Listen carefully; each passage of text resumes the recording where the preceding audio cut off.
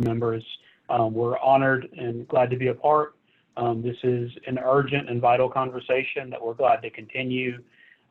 We believe that everybody on the call can be of value to each other, not only in terms of economic development and economic empowerment, but also, the day job of making sure that the state and its agencies and political subdivisions have the goods and services needed to effectively serve the people of Louisiana.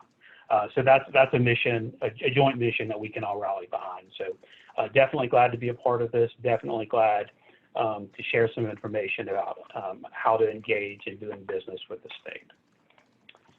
Can y'all see my screen okay? The header slide? Okay, very good. So we'll jump right into it. We'll start with an agenda of 6 or 7 points that we're going to go through, starting with the Office of State Procurement, an overview of the various procurement methods that are at play, state systems and registration, strategies for success, which is a big one, different outreach, inclusion, and accountability measures that we've put in place that we think add value to the process, resources, and then perhaps most importantly in this remote environment that we're all adjusting to, we want to have a healthy Q&A. To facilitate that Q&A, as Kalisha mentioned, Loretta is on the call as well. Feel free to write down your questions. You can send them in the chat, or if you want to hold them, we can discuss them verbally, whatever works best for you. But I'll first go through the slides. All right, so the Office of State Procurement. The mission of the Office of State Procurement is to develop and implement fair procurement practices that are open and competitive, and that provide quality services to the agencies and the people those agencies serve. We have a joint mission of full, fair, and fast procurement. Sometimes those come into conflict with each other. Our goal is to make sure that those conflicts are minimized. We want robust competition, but at the same time, we need to get it quickly enough that agencies and people's needs are met.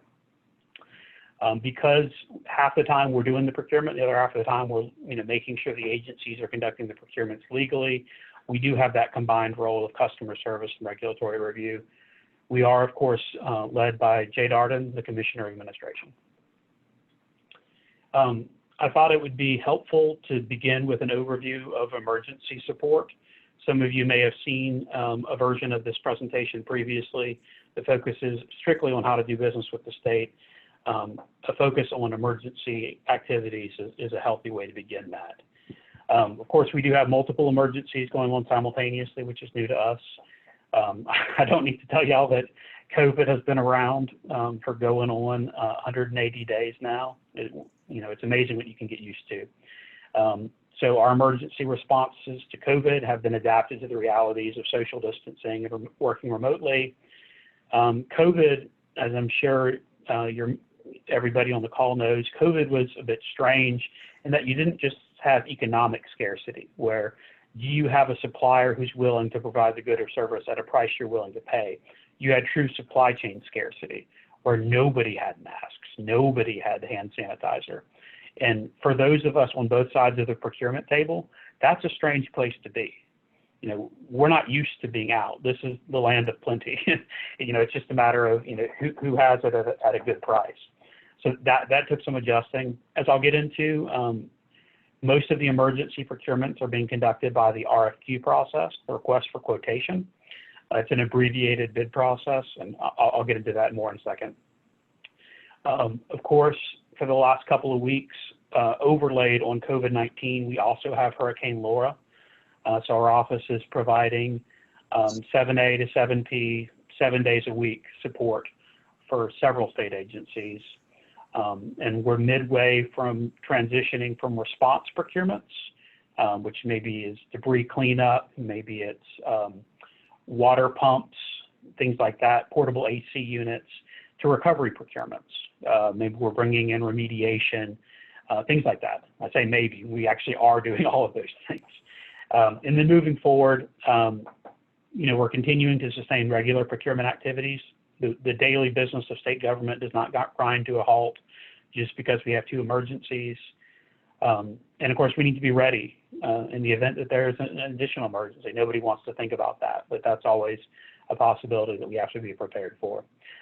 I mentioned all of this on the slide because with all of these challenges come opportunities, not only for the Office of State Procurement, but for everybody on the call, knowing that we're, resolving the supply chain scarcity with COVID.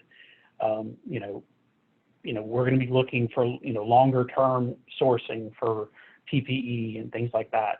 So if you source PPE, you can be on the lookout for, you can be corresponding with state agencies about what are your needs moving forward. You can be talking to the schools about how are you getting your PPE? Are you using the state contract? Are you doing your, own bids, et cetera?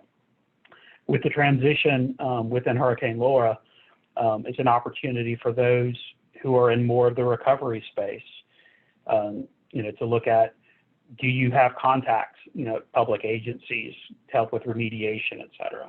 And we'll get into that more in general. This is just focused on emergencies.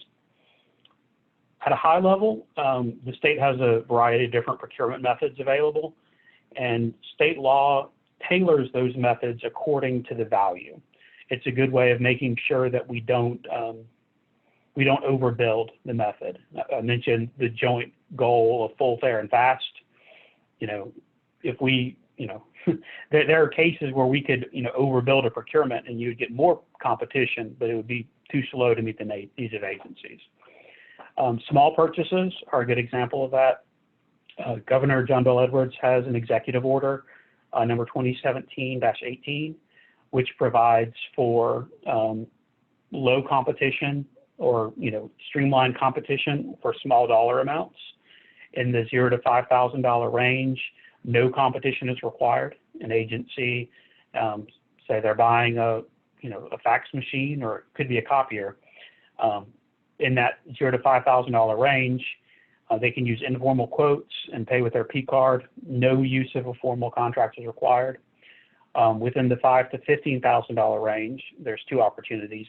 Agencies can use 3 quotes, or alternately, the preferred practice, they can contract with Hudson or Veterans Initiative certified companies, as I'm sure folks on the call are familiar with both initiatives, but I'll go over them shortly. And then in the $15,000 to $25,000 range, there is the flexibility for a 5 quotation process. Above that, we move into the competitive sealed bids, ITBs, which are the publicly advertised sealed bids.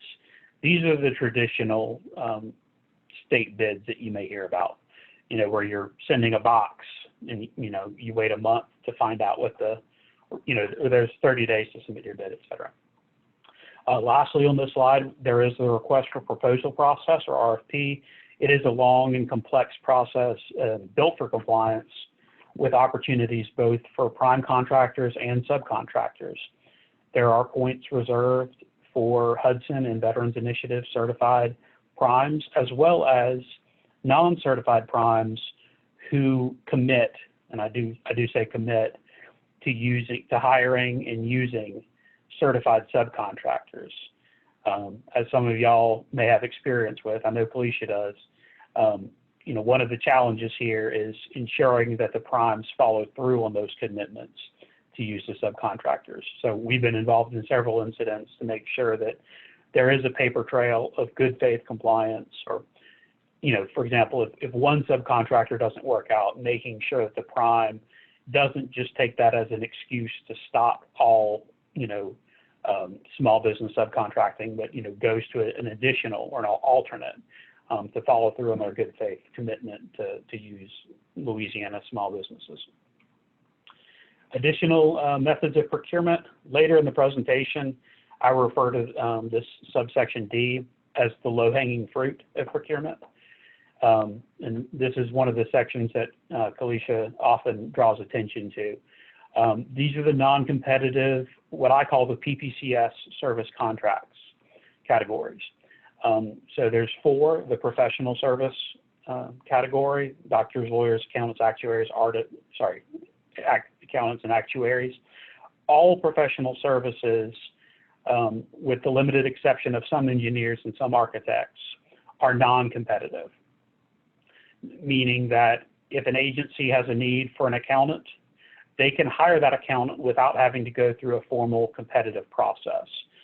So if you're in a field, one of these professional fields, the number one thing is step one, identifying how the agency is sourcing that, which you can do looking up in our current contracts database.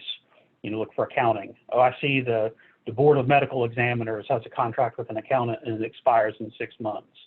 Oh, and look, you know, the Board of Medical Examiners contact person is listed on it.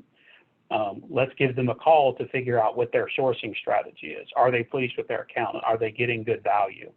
And give them a competing, you know, solution. You don't need to go out to bid, but here's my proposal. This would offer value to your board.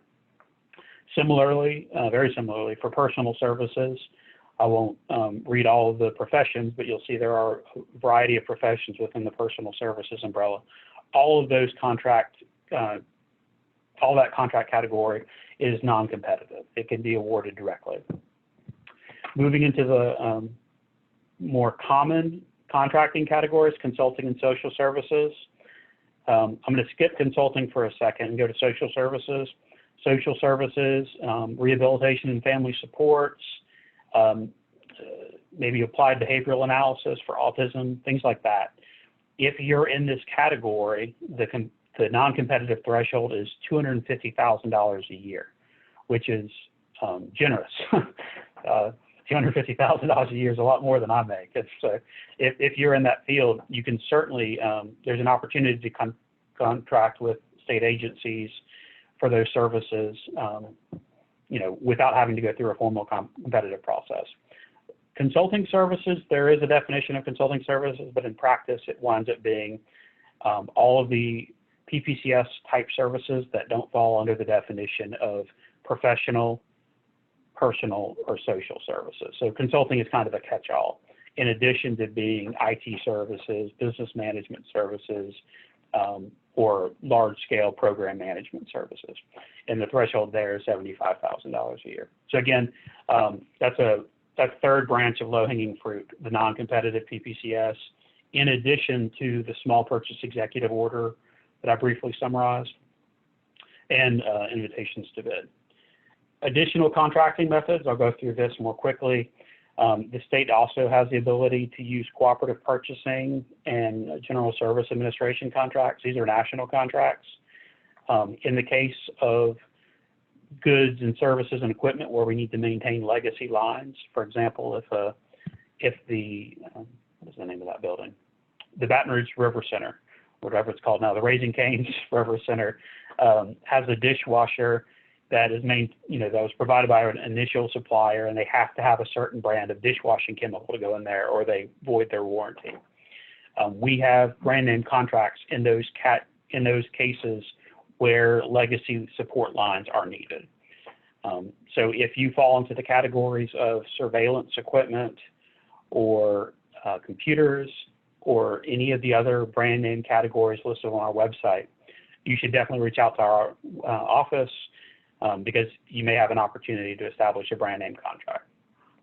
And then emergency procurement, I'm going to skip over it on this slide and go to the next slide with it. I have more details here. First, I'll note that there are two types of emergencies. We have you can tell that we must live on the coast to have usual emergencies and catastrophic emergencies. But a usual emergency is not a disaster. A usual emergency is something like a water line breaking or a tree falling on a motor vehicles building. It's bad and it disrupts operations, but it's not, a hurricane. The second category are those catastrophic emergencies, like hurricanes or tornadoes or mass flooding. We have the ability to use emergency procurements in both of those situations, although they are different. So some details of the procurement types that we can do to resolve those emergencies. The governor's executive order and proclamation that goes with each emergency provides a great deal of flexibility. We do have the ability to award non-competitively or to obtain just 3 quotes. However, as much as possible in the interest of full, fair, and open competition, as we don't like to lean on that.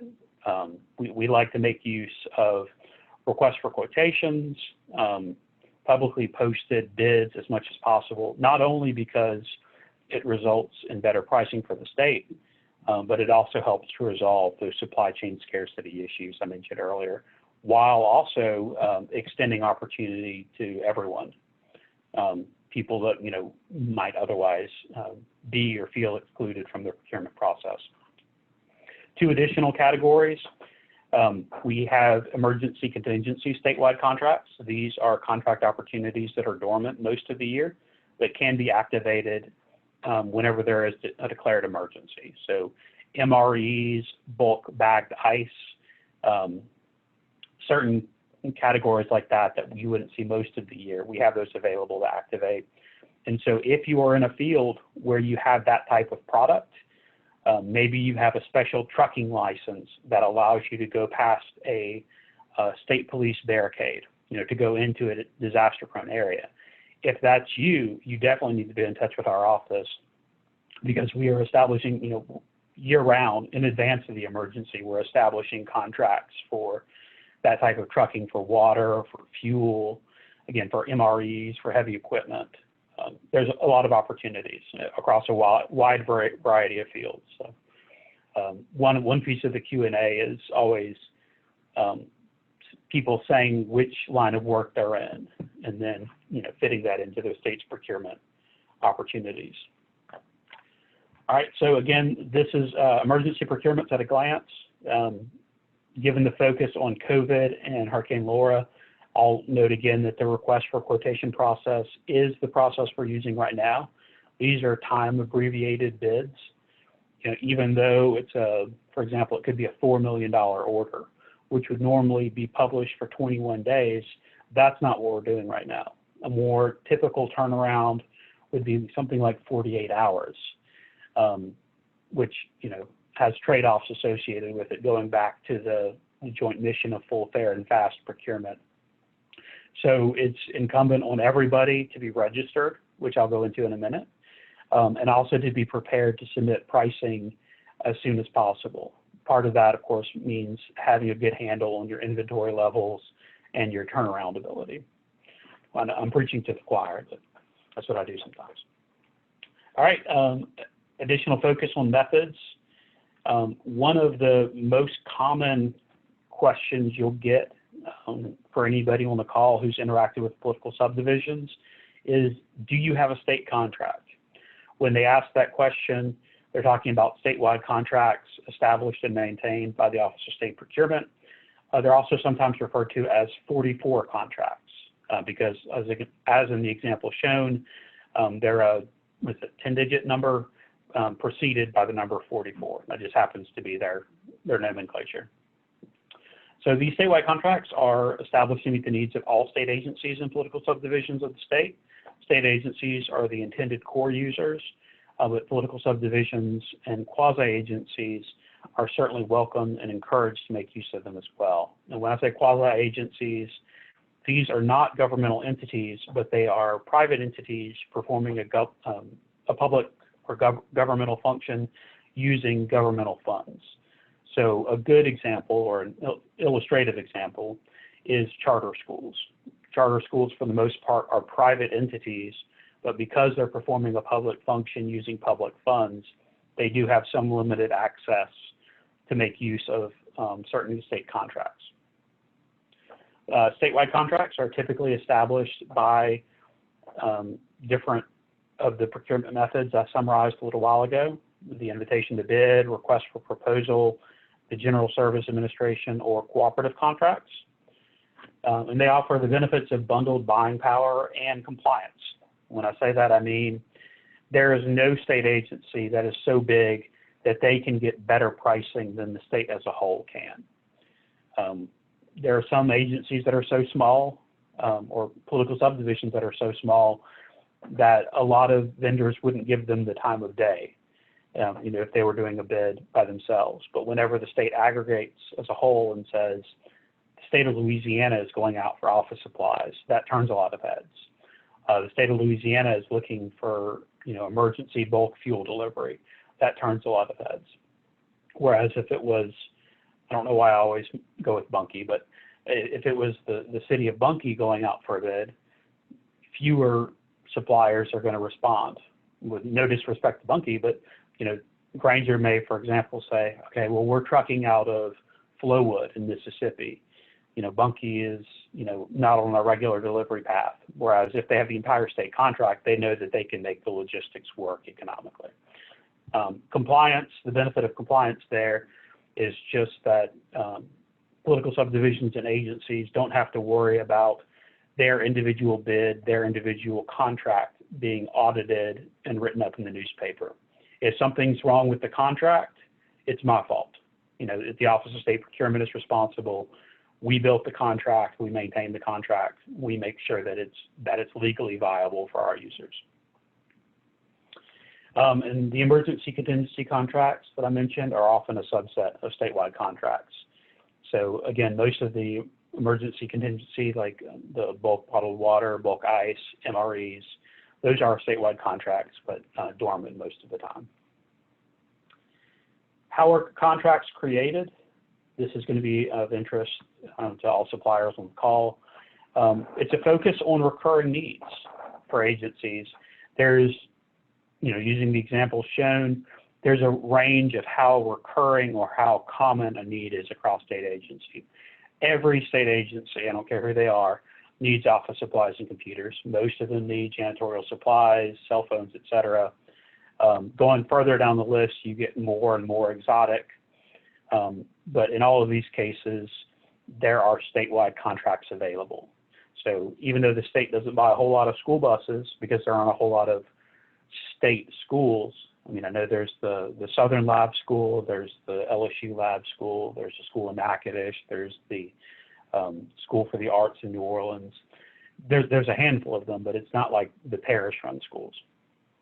Again, these are all statewide contracts that we maintain, regardless of how many different agencies they serve. Because there is a common need, we establish them to add value to our agencies. We also are responsive to agency requests. Maybe the agencies are aware of a need that we didn't even know exists. That happens, and we're responsive to it. We also look at repetitive retail purchases. Our agencies buying a lot of the same things on their P card. And can we capture that spend and convert it into a statewide contract? Lastly, after some emergencies, we realize that there might be an ongoing need for something that we had during the emergency. The best example I can think of for that is our beverages contract. We had bottled water and I don't know if it was Gatorades or Powerades, but sports drink. And somebody said, it'd be really nice if that were available year round as well, so that we're not going to Sam's, we can have one, supplier that will deliver to us year round. State systems. The big one is procurement.la.gov. That is our website for the Office of State Procurement. We have a wealth of resources there. We're actually midway through the project, with our communications director for the division administration, and he likes to jokingly critique us because by far we have the most pages and the most resources of any state agency. We're very transparent. We post a lot of resources, our training documents online. So there's truly a wealth of information at procurement.la.gov. From that link, procurement.la.gov, you can get to LaGov and LAPAC. I'm going to go into more detail shortly, but LAPAC is our portal for vendor registration, bid postings, bid notifications, and the listing of registered vendors. Similarly, you can get to ECAT, which is the electronic catalog of existing state contracts. I'll go into that as well as links. And of course, this is a separate system, but you can link to it from our website. LED's Small Business Program, which I'm sure many of you are familiar with. They do an excellent job with vendor outreach regarding the Hudson Initiative, as well as the Veterans Initiative, and the other business development tools that they offer. If somehow you're not familiar with LED Small Business Programs, I would heartily recommend you check out their website. Kalisha can also put you in touch with Tatiana and Stephanie and the team they have over there. They're really excellent. This is a graphic illustration of some of the use cases of typical state users to give you a an informal sense of who's in the pool, who's not, who makes use of our contracts, who's involved in our bid opportunities. So I'll start with the green circle, most state agencies. You'll see that most state agencies fall squarely within the the authority, the customer service umbrella of the Office of State Procurement. That should probably be a bigger circle for most state agencies. The only cases where state agencies are not going to be coming through our office is if there is a statutory delegation or if it's a micro purchase. The $1,000 purchase put on their P card that doesn't have a competitive requirement. Statewide elected officials have some degree of autonomy. Some of that's provided by statute, some of that's provided by the Director of State Procurement. They certainly can make use of our contracts. They also have some limited ability to procure independently. In the cases of the ones that I'm showing you that are independent, I mentioned that because in addition to checking out our website and familiarizing yourself with our processes, our questions, our systems, you may also want to check in to these agencies to find out what they're doing, because they don't necessarily have to march to the beat of our drum. Construction is, for the most part, not contained within our office. Facilities work, public lands, et cetera, is handled by the Office of Facility Planning and Control, also in the Division of Administration, but a separate agency. And then, of course, highways and bridge work is handled by the Department of Transportation and Development. They actually do their procurements under a different statute. So that's separate. Lastly, before we pause, you'll see that there are two circles to the right for political subdivisions and quasi-agencies, as well as higher education. Both of those groups are essentially independent of our office and that they can do their own procurements. However, they both have voluntary optional use of our contracts, and they do indeed make a great deal of use. It's not at all uncommon on some of our statewide contracts for 2/3 or more of use of a statewide contract to be made up from those optional users. So we definitely can't overlook them. They add a lot to our buying power, a significant opportunity for those on the call. Before I jump into systems, I see, I can't actually see what the text of it was, but I saw that there were some chats or questions pop up. Loretta or Kalisha or Sierra, do y'all want to address those now, or you want me to keep going for now? We can take a break and address them now if you want to do so. I'm still on here. So the first was a question regarding if there have been or will there be encouragement to include diverse businesses in emergency contracting. We know the state cannot mandate it, but it should at least be encouraged. Yes. So there has been encouragement. The requester is exactly correct that our ability to require anything like that is precluded by the Supreme Court. Louisiana Supreme Court said that that's not something that we can do. But yes, the governor's office has been very clear in articulating to GOSIP and other agencies that the use of emergency contracts needs to be mindful of local communities. And I can tell you from firsthand experience that is being communicated and that is being done. So they aren't as normally during an emergency we would expect that they would go strictly with whoever the emergency contingency contract holder is, for example, which sometimes can be an out-of-state company or multinational company.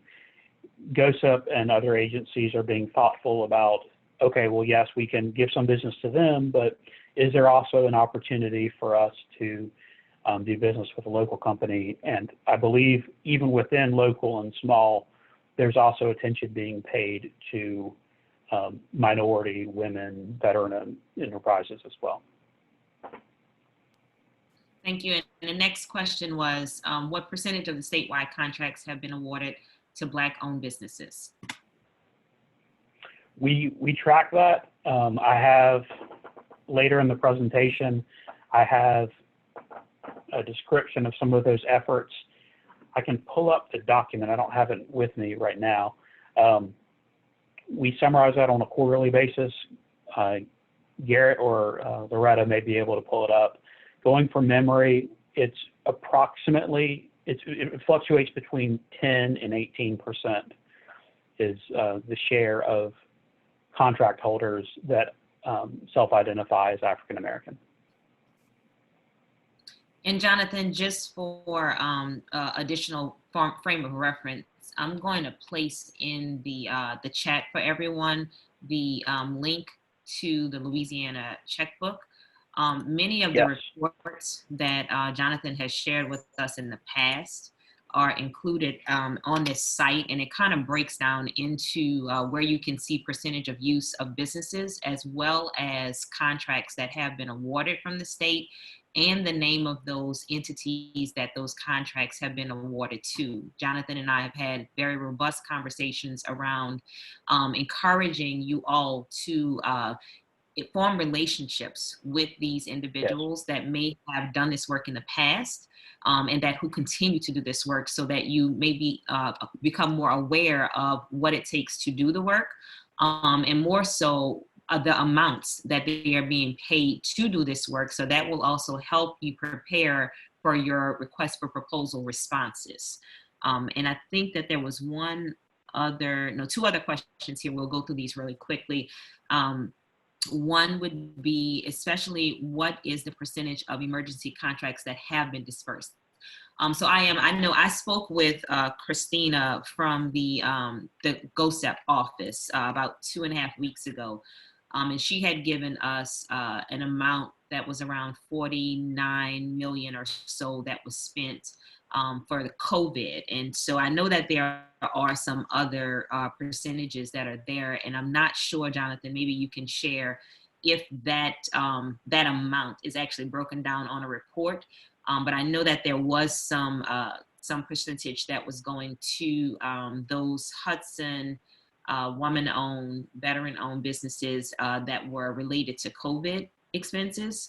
And then the last question was, does FP&C have SBE Hudson goals? So facilities and the highways, I guess, component there, do they have Hudson goals? Who tracks it to ensure compliance? And is there a list of large prime contractors who hold contracts with FP&C? Does the state review their compliance and utilization of SBE Hudson commitments? And what are the penalties? And Jonathan, I know we've been going through this question, so I'm going to let you go ahead and provide the answer. Okay, yes. So multi-pronged question, multi-pronged answer. Mm-hmm. So facility planning, in my experience, does not have SPE or DBE goals. They're differentiated from DOTD in that respect. DOTD, as far as I know, is one of maybe 2 agencies that are allowed to use the DBE / SPE framework. That is the exception to the Supreme Court rule rather than the norm. My understanding, and I'm sure there are folks that are better briefed on this than I am, but my understanding of DBE's exception, it's not DBE, DOTD's exception is twofold. One is that because the federal funds for the Highway Transportation Trust Fund, because those federal statutes specify the DBE participation, that's allowed to flow through down to our DOTD. And secondly, I believe there may have been a consent decree associated with it. That is not the case for facility planning and control. It's not the case for our office. And with the possible exception of, and again, the possible exception of coastal protection and restoration, if they're doing a federally funded transportation project, I'm not aware of any other agencies that are allowed to use DBEs. Some political subdivisions are, well, I'm not an expert on political subdivisions. My understanding is that many of them are able to use the DBE framework, but the state, for the most part, is precluded from doing so. Did I miss any piece of that question? Yes, so on the, there was additional request around the list of large prime contractors that hold the contracts, and then compliance. And I think that that's something that we really want to ensure, that there are methods to track compliance, and then the penalties. I know we had spoken about them being imposed before. If you can share that with the overall group. Certainly, yes. Okay, so again, with relation to facility planning, I'm not aware of them publishing a list of the large primes. For our office, all of our contract holders are listed on our, on ECAT or on the Louisiana checkbook. So that's, essentially our primes. And Kalisha is absolutely right that it's not just enough to award points for primes that indicate a preference or an intent to partner with small and certified businesses. There has to be some follow through. It can't be a shell game. And so we do have a good faith compliance process. It starts with documentation. Every prime contractor who is awarded points with an RFP for indicating an intent to hire Hudson or veteran subcontractors is required to report. I believe they report to the agency quarterly, and the agency remits that information to our office maybe annually. But I'm not sure about that second piece. But the agency is getting the information quarterly about the expenditures that are flowing to the subcontractor. And if there's a gap, so if they indicated an intent to hire a certified subcontractor, but they are not doing so, they need to document why they are not doing so. So we've had, in the past 6 years, we've probably had 4 or 5 cases where the subcontractor would reach out to us, or they'd reach out to LED, or they'd reach out to a legislator and say, I know for a fact that my firm's name was listed on the RFP response, but I'm not getting any work out of it. And so then we look at it and figure out the specifics. Did the scope of work change? If not, why aren't they being used? Then it's, were they able to was the prime able to come to terms with them? And was it a matter of the prime walking away from them, or was it a matter of the prime using an alternate certified supplier?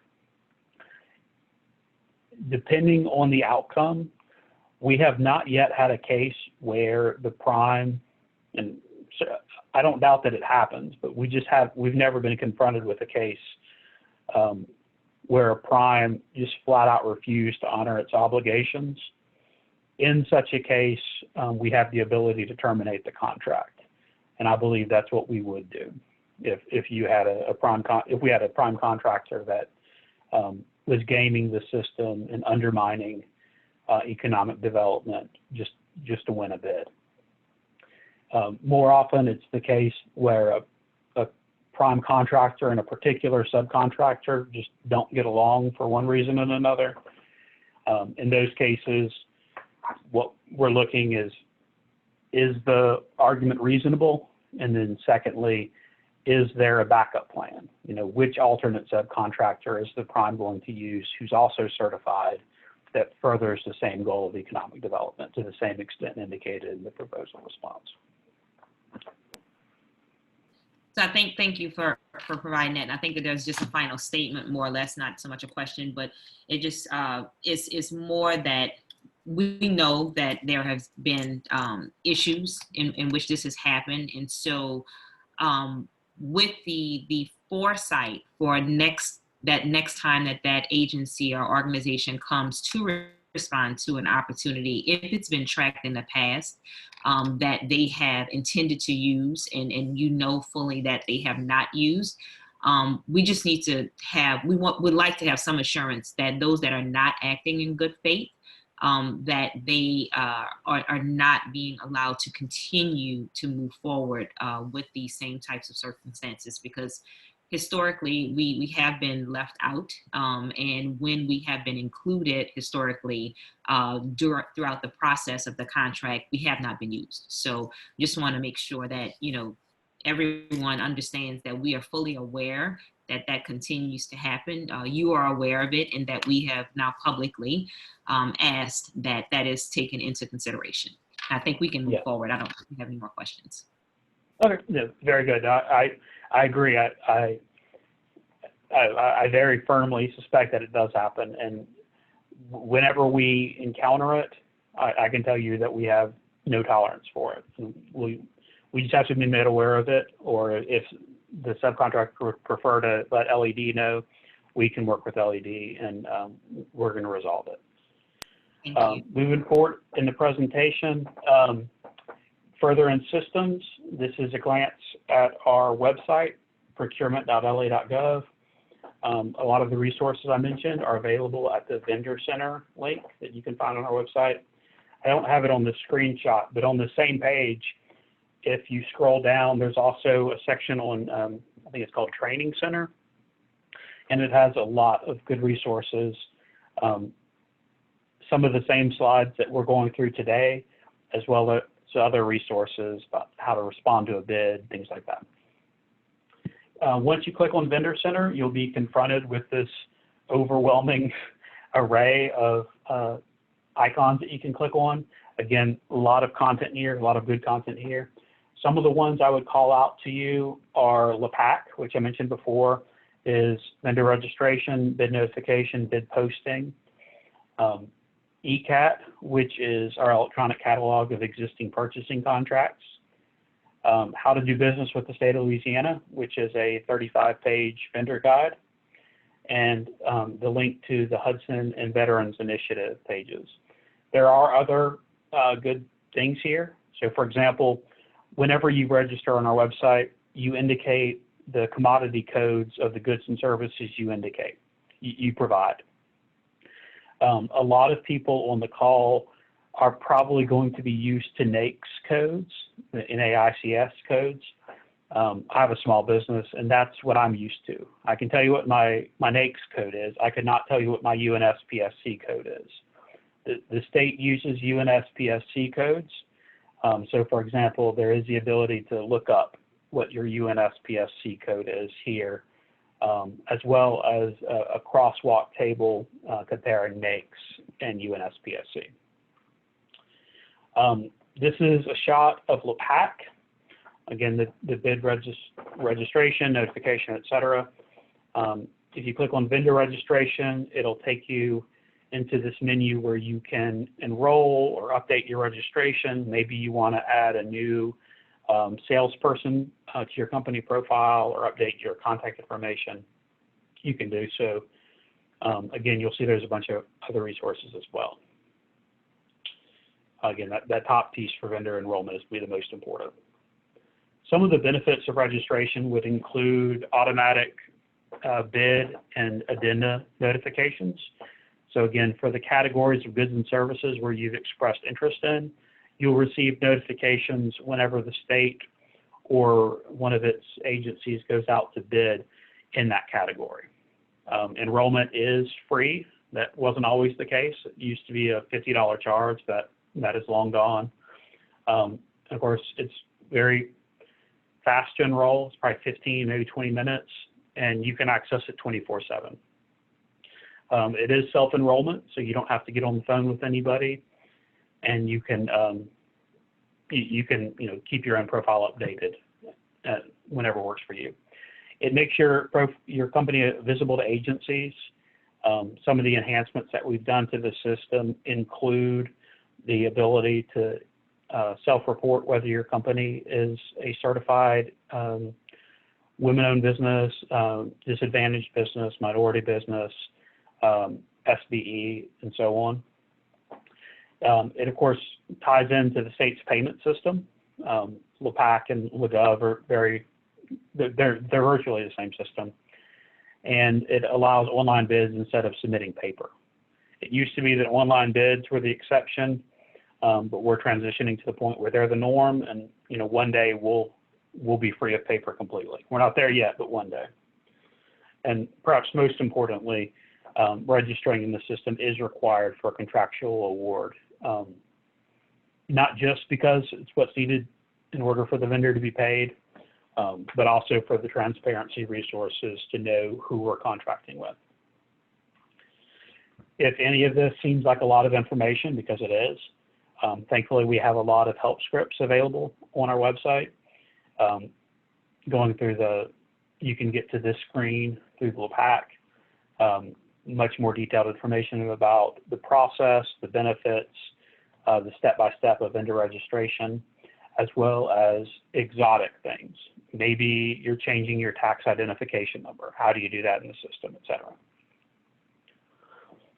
Additional screenshots of LPAC. This is bids by department. Perhaps you know that the Department of Corrections, for example, has a bid that you would like to compete on.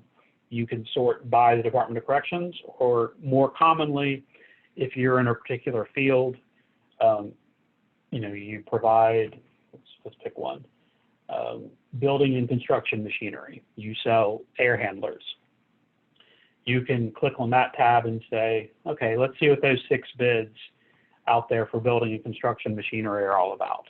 I don't care what department they are. I care about what is needed. Again, this sort of screening is really mostly needed as a complement to the bid notifications. For the most part, you're going to already be emailed whenever the ones that are applicable to you are posted.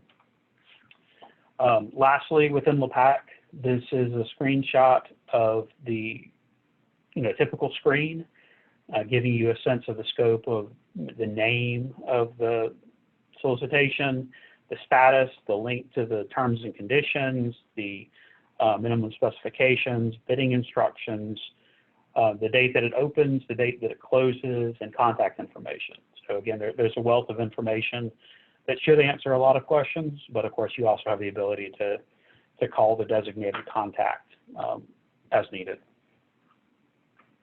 One of those slides that we've added to be more,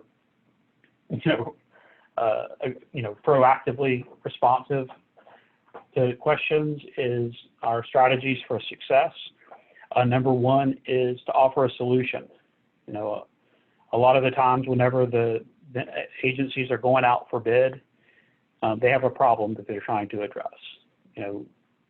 If the agencies are being prudent users of public taxpayer money, they're not spending money for the sake of spending money. They have a problem that they want to resolve. And so suppliers that approach with that mindset of, what solution do you need, are going to be more successful than those that, register and then wait for business to come to them. I like to say that the process of registering and competing for state contracts is not the last step in the process. It's the first step in the process. Not catching very well. What's that? No, I think it's good now. Go ahead. Okay, sorry about that. We talked about low-hanging fruit earlier, some of the non-competitive purchasing and contract opportunities, and the Hudson Initiative, of course, maintained by LED, the ability to do up to $15,000 purchases on a non-competitive basis from agencies that need it, as well as the ability to earn points on RFP proposals as either a prime or a subcontractor. Another frequently discussed strategy for success is partnering with other vendors. And sometimes, for good reasons or for bad, agencies will have different feelings about allowing joint ventures, not allowing joint ventures, allowing subs, not allowing subs. But a strategy for success is to get in front of that and ask questions during the solicitation phase. In what circumstances are subcontractors allowed? In what circumstances are joint ventures allowed? Do joint ventures have the ability to combine their experience, or are they going to be counted as the date the joint venture was formed, or the, the greater of the two, merged entities? Again, asking the question, getting out there proactively to identify, opportunities for success. A lot of this on this slide has to do with being proactive and getting out there to sell, not just registering and hoping for the best. Some of the steps that we've taken on the outreach and accountability front, investments that we've made in inclusion, we have reinitiated the Hudson Initiative participation goal. That had gone dormant for several years under a previous administration. We've reinvigorated that, and we're seeing a lot of growth as a result. We've talked a few times about the good faith follow-up for Hudson regarding Hudson subcontractors. That's something that we've invested time in, several meetings, several discussions, and an action plan as needed. So again, we welcome, we don't want to hear that there's abusive situations, but if there are abusive situations, we want to know about them so that we can stop them. Kalisha mentioned the Louisiana checkbook. There's a wealth of resources there, not just in terms of procurement, but also state expenditures. So you can see, for example, which agencies are spending money on pesticides. If you're in the pesticide business, that gives you a roadmap to who your target audience is. We are working on a project with our Office of Technology Services to create a data link between the UCP DBE database at DOTD with LaGov, so that if any of y'all are in Paul Arati's database over at DOTD, that information is going to be synced to us. So a state agency can see, even though we're not allowed to award on the basis of DBE, maybe that could be the tiebreaker, maybe that can be a factor that an agency takes into consideration when they're deciding on a small purchase or whether to award a non-competitive contract to one vendor versus another. We are looking into, Governor Edwards has asked us to look into opportunities if there are any other agencies that are legally allowed to hire DBEs within the DBE framework. That is underway. It's my understanding that CPRA is looking into it. And then lastly, the vendor demographics reporting, that's the Act 589, and the statistical report that I mentioned and Kalisha mentioned earlier, that's available on the Louisiana checkbook. Not just the contract by contract data sheet of, who are the owners of this contract holder, but also the quarterly report summarizing that across the full population of state contractors. As I mentioned, we do have a robust vendor guide on our website. It's 35 pages long. It adds a lot more meat to the bones of this presentation, and it may resolve some technical questions. Additionally, we have our contact information here, phone number, as well as specific email addresses for purchasing, professional contracts, and vendor inquiries. And of course, y'all are all and always welcome to reach out to me directly.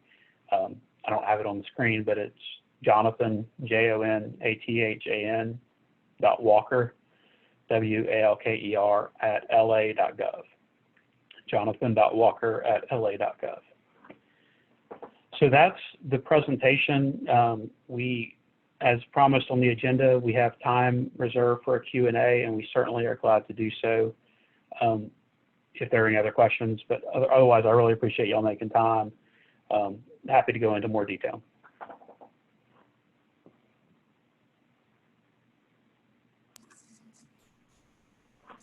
There is a couple of more questions that came in, Jonathan, during the presentation.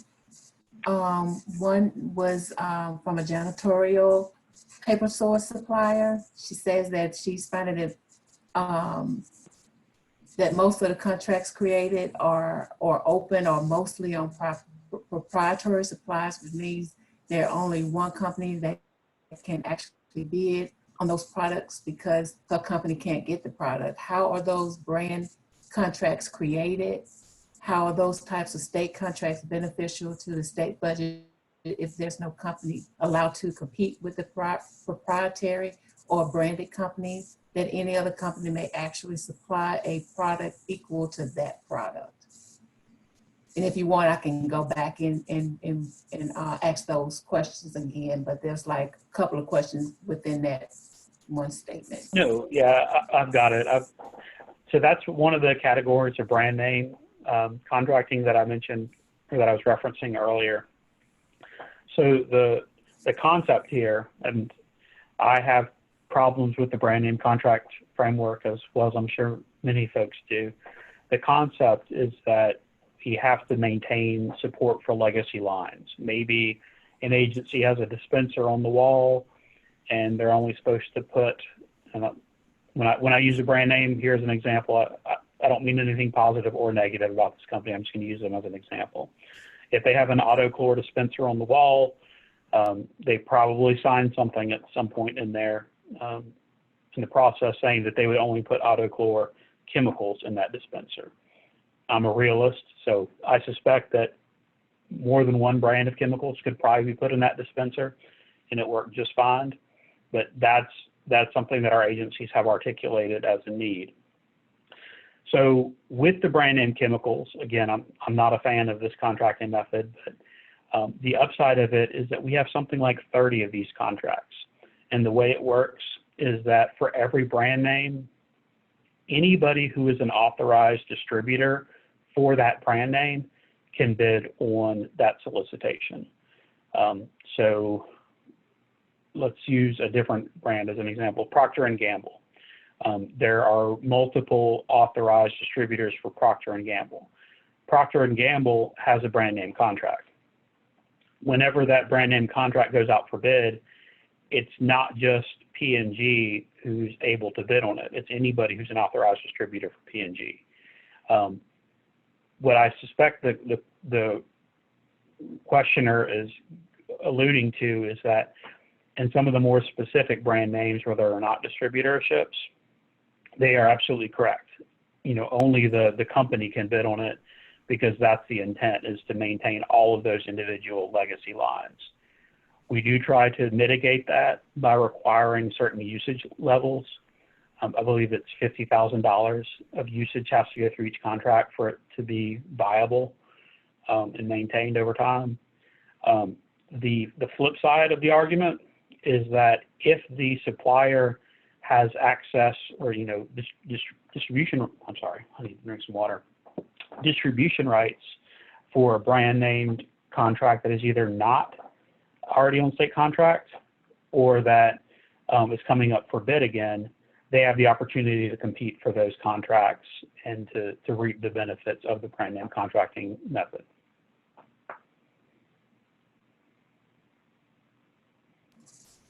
Okay, the next question, they're saying that, let's use Buckeye for example. Buckeye will only allow one company in the region to purchase their product. That means that this happens more often than not. Okay, I'm not familiar with Buckeye as a specific example, but again, that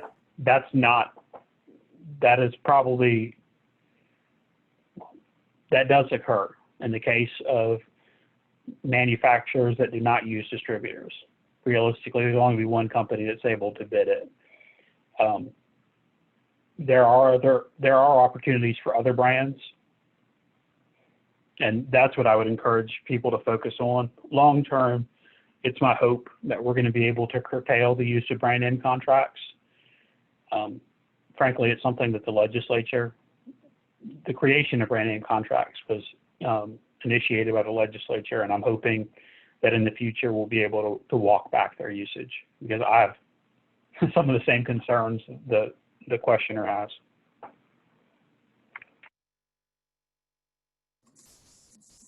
Are there any other questions from the audience at this time for Jonathan?